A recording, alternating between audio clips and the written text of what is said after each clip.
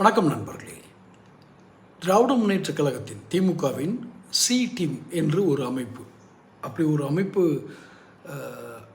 அங்கீகாரம் பெற்ற அளவில் இல்லை. ஆனால் அந்த சி டீம் என்பது எப்படி உருவாகிறது என்றால், அந்த தலைமையிடம் திமுகவினுடைய தலைமையிடம் முதல் கட்ட தலைவர்கள் இல்லை, தலைவர்கள் கூட வச்சுக்கலாம். பெரியவர் சிறியவர், பெரியவர் யார் சிறியவர் யார் என்று எல்லாத்துக்கும் தெரியும். இவர்களுக்கு அடுத்தது இரண்டாம் கட்ட தலைவர்கள். இந்த இரண்டாம் கட்ட தலைவர்கள் அந்தந்த ரீஜன், மண்டலம் என்று சொல்லக்கூடிய, இப்போ உதாரணமாக துரைமுருகன் என்றால் வேலூர் மாவட்டம், வேலூரை சுற்றி இருக்க மாவட்டங்களில் செல்வாக்கு மிக்கவர். இது இரண்டாம் கட்ட தலைவர்கள். இந்த சி டீம்ங்கிறது மாவட்ட அளவில், ஒவ்வொரு மாவட்டத்திலையும் ஒவ்வொரு ஒன்றிய அளவிலும், இந்த கிராம ஒன்றிய அளவிலும் இருக்கக்கூடிய தலைவர்கள். இப்போ இதெல்லாம் சேர்ந்து தான் அந்த கட்சியை எழுச்சி கொண்டு போகுது.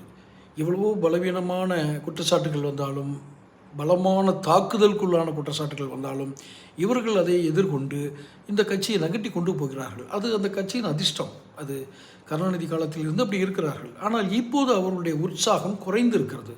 காரணம், தலைமையிடத்தில் அவர்களுடைய நேரடியான தொடர்பு இல்லை. யாருக்கு? இந்த சி என்று சொல்லப்படுகிற மாவட்ட அளவில் இருக்கக்கூடிய நிர்வாகிகள், அதற்கு அடுத்த அளவில் கிராம அளவில் இருக்கக்கூடிய நிர்வாகிகள், இவர்கள் தங்களுடைய தலைவரை சந்திப்பதற்கு வாய்ப்பை தரப்படுவதில்லை. அந்தந்த மாவட்டங்களுக்கு முதல்வர் செல்லும் பொழுது முதல்வருடைய அவர் கூடயே வர அந்த இரண்டாம் கட்ட தலைவர்களை அனுமதிப்பதில்லை.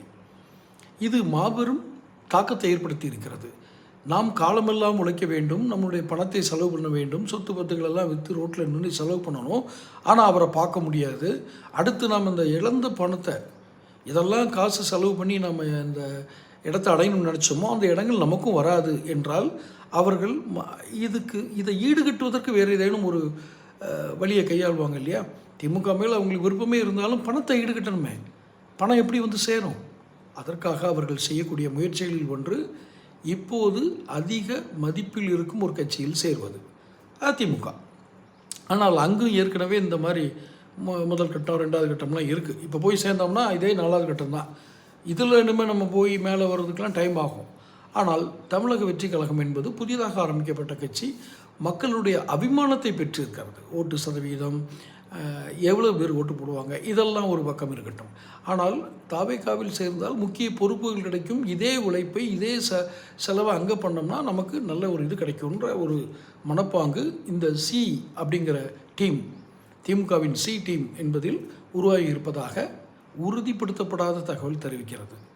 சுதாரிக்குமா திமுக தலைமை? தொடர்ந்து பேசுவோம். சப்ஸ்கிரைப் பண்ணுங்கள்.